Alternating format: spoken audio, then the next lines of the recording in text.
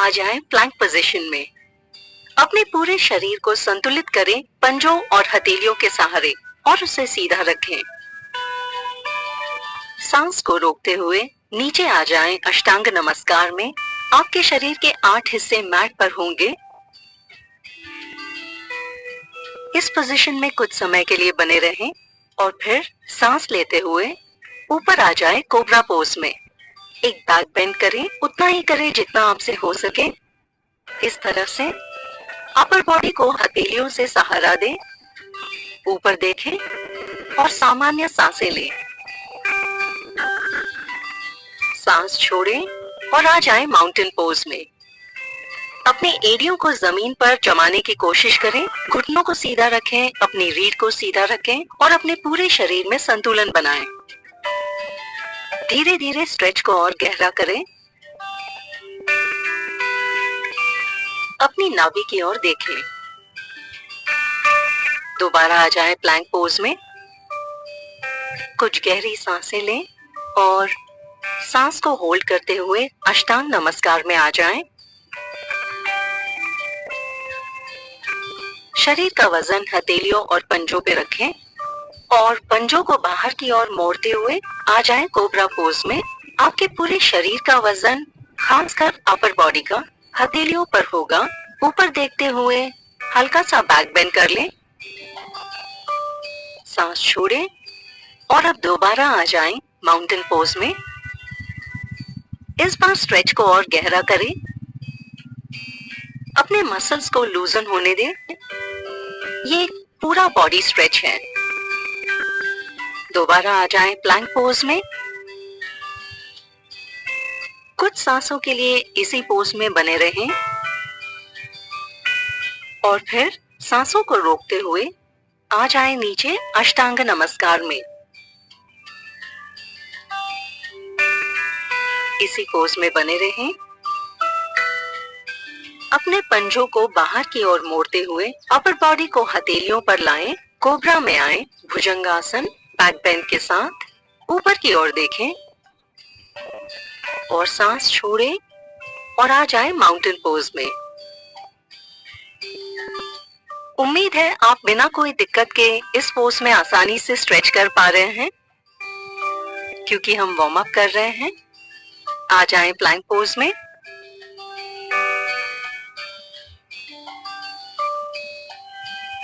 और अष्टांग नमस्कार। शरीर के 8 हिस्से फ्लोर पे हैं। सांस लें और ऊपर आ जाएं कोबरा पोज में, हल्के बैक बेंड के साथ। ऊपर देखते हुए हथेलियों को जमीन पर जमाए रखें और फिर रिलैक्स करें चाइल्ड्स पोज में। इसी पोज में बने रहें।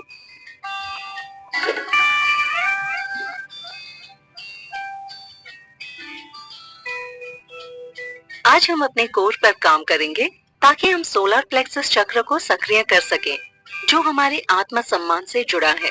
इसे करने के लिए हम आ जाएंगे प्लैंक पोज में, जिसे योगा में कोर के लिए सबसे अच्छा माना जाता है। अपने पूरे शरीर के वजन को पंजों और हथेलियों पे ले आएं और अपने शरीर को सीधा रखने की कोशिश करें। संतुलन बनाते हुए आगे की ओर देखें। इसी पोज में बने रहें 30 से 60 सेकेंड के लिए, या जब तक आप कर सके। इसका असर कोर में महसूस करें। इसे करते हुए अगर आप नीचे आ रहे हैं तो खुद को दोबारा ऊपर उठा लें, बने रहें और फिर धीरे से अपने शरीर को एक तरफ ले जाते हुए अपने हथेली और पैर के सहारे और दाएं हाथ को ऊपर की ओर ले जाएं साइड प्लैंक में। इसमें भी अपने शरीर को सीधा रखने की कोशिश करें। अपने दोनों पंजों को एक लाइन में रखते हुए हथेलियों के साथ अपने शरीर को सहारा दें और फिर इसी तरह से हम करेंगे दूसरी ओर। अपने शरीर को सीधा रखें, अपने हिप्स, कंधे, सिर और अपने पैर को एक लाइन में रखने की कोशिश करें। ऊपर देखते हुए साइड प्लैंक में इसके असर को साइड्स में महसूस करें। इस पोज को होल्ड करें कुछ सांसों के लिए और फिर लौट आएं प्लैंक पोज में। रिलैक्स करें। अब हम करेंगे रिवर्स प्लैंक पोज। मैट के आगे की ओर आ जाएं और बैठ जाएं। दोनों हथेलियों को अपने पीछे रखें और पैर आगे की ओर। अपने हथेलियों और पैरों के सहारे हिप्स को ऊपर उठाएं और एक सीधी लाइन में आ जाएं। अपने सिर, कंधों और पैरों के सहारे सिर को पीछे झुकाएं। इस पोज को मेंटेन करने की कोशिश करें कुछ सांसों के लिए। ये एक बहुत ही बढ़िया वर्कआउट है आपके पीठ, कोर, कंधों और पैरों के लिए। ये आपके पूरे शरीर पे काम कर रहा है। रिलैक्स करें और लौट आएं। इन पोजेस का असर आपके शरीर के सभी मसल्स पे होगा, तो अपने कंधों और गर्दन को रिलैक्स करें अगले पोज में आगे बढ़ने से पहले। हमारा अगला पोज होगा एल्बो प्लैंक। घुटनों और हथेलियों से कोहनी को मोड़ते हुए अपने पूरे अपर बॉडी को फोरआर्म्स पे ले आएं और अपने हिप्स को ऊपर उठा लें और आ जाएं एल्बो प्लैंक में। एक हल्का सा झुकाव अपने हिप्स में रखें। इसका असर आपके अपर आर्म्स, कोर और थाइस पे महसूस होगा। आगे की ओर देखते हुए अपना संतुलन बनाए रखें। इस पोज को कुछ समय के लिए होल्ड करें और जब आप थक जाएं तो कुछ समय के लिए रिलैक्स कर लें और फिर दोबारा आ जाएं एल्बो प्लैंक में। इस प्लैंक को करीब 30 से 60 सेकेंड के लिए कर सकते हैं। इस बीच अगर आप रिलैक्स करना चाहें तो नीचे आएं और फिर से इसे दोहराएं। आगे देखते हुए संतुलन बनाने की कोशिश करें। कोर में इसका असर महसूस करें। इस पोज का असर आपके सभी मसल्स पे होगा। अब नीचे आ जाएं और दोबारा एल्बो प्लैंक में आने से पहले एक पैर को ऊपर उठा लें। आपके पूरे शरीर का वजन फोरआर्म्स और एक पंजे पे होगा।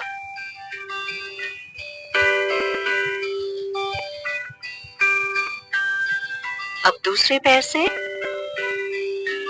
कुछ समय रिलैक्स करने के बाद आ जाएं एल्बो प्लैंक पोज में अपने दूसरे पैर को उठाते हुए। इसका असर महसूस करते हुए सांसों को सामान्य रखें और अपना संतुलन बनाएं आगे की ओर देखते हुए। रिलैक्स करें। अगले वर्कआउट के लिए दोबारा आ जाएं एल्बो प्लैंक में। अब एल्बो प्लैंक से हम करेंगे कुछ डॉल्फिन पुशअप्स। अपने अपर बॉडी को पीछे की ओर ले आएं, टॉर्सो को अपर आर्म्स के समांतर रखते हुए। इसे कहते हैं डॉल्फिन पोज। अब एल्बो प्लैंक से डॉल्फिन में और डॉल्फिन से एल्बो प्लैंक में मूव करते रहें।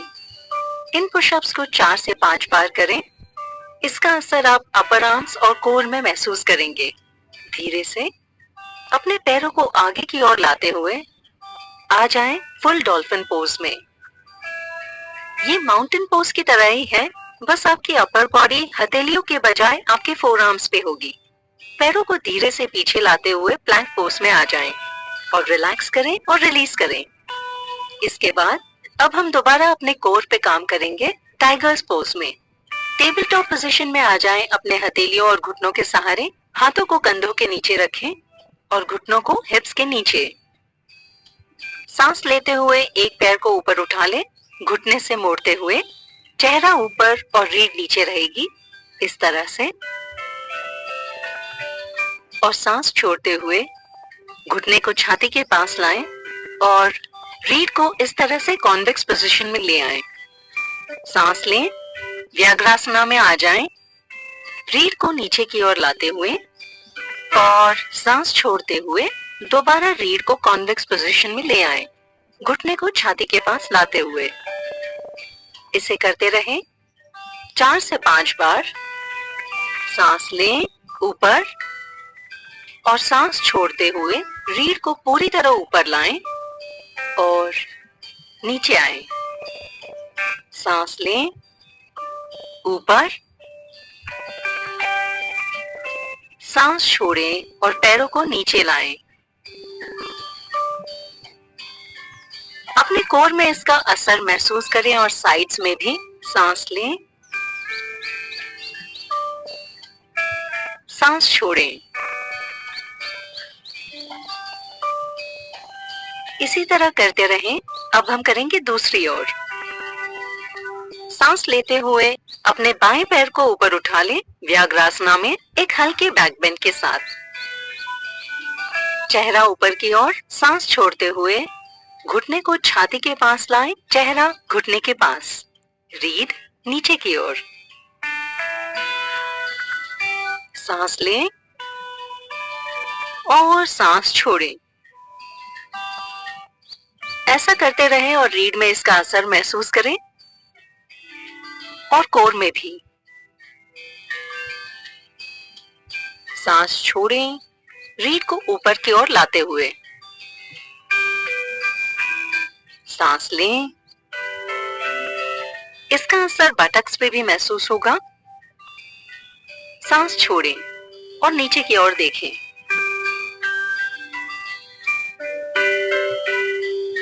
दोबारा करें, सांस लें और फिर सांस छोड़ें। बढ़िया, रिलीज करें और रिलैक्स करें। अब यहां से हम करेंगे बर्ड डॉग पोज। दोबारा आ जाएं टेबल टॉप पोजीशन में। अपने एक पैर को उठाकर इस तरह से सीधा कर लें, अपने टॉर्सो के सहारे, और दूसरे हाथ को ऊपर आगे की ओर ले आएं।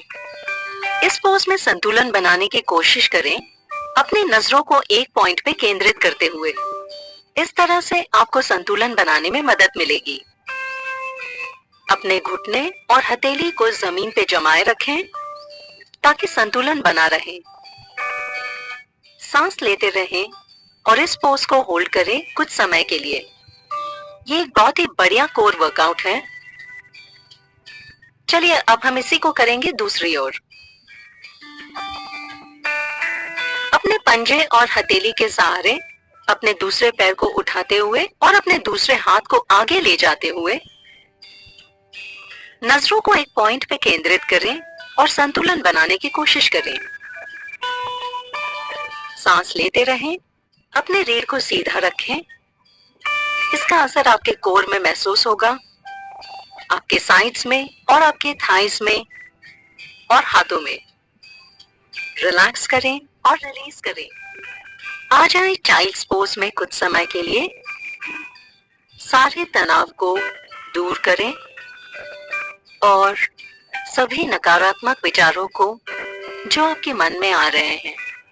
दोबारा आ जाएं टेबल टॉप पोजीशन में। जब आप तैयार हो, सांस छोड़ते हुए अपने हिप्स को ऊपर उठा लें और आ जाएं डाउनवर्ड डॉग पोजीशन में।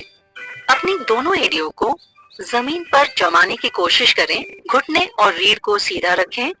हथेलियों और पंजों से पूरे शरीर को सहारा दें और जब आप तैयार हो, अपने बाएं हथेली से अपने दाएं एंकल को पकड़ लें।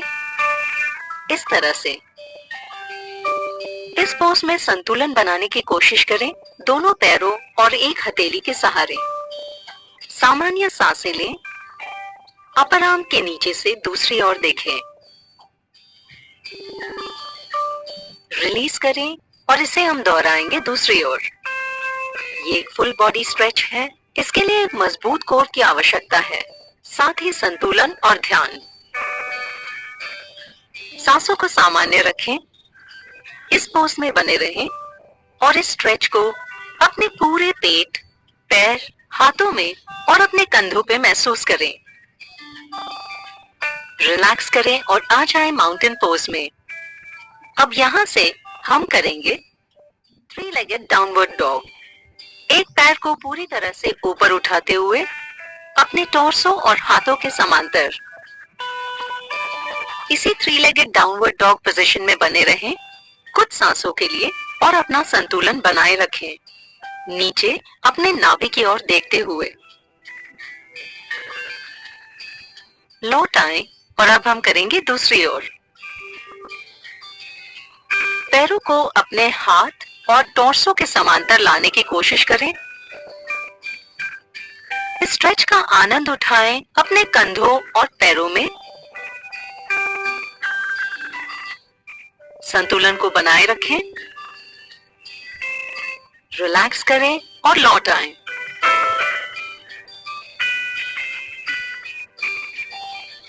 यहाँ पे कुछ समय के लिए आराम करें और फिर जब आप तैयार हो हम करेंगे बोट पोज।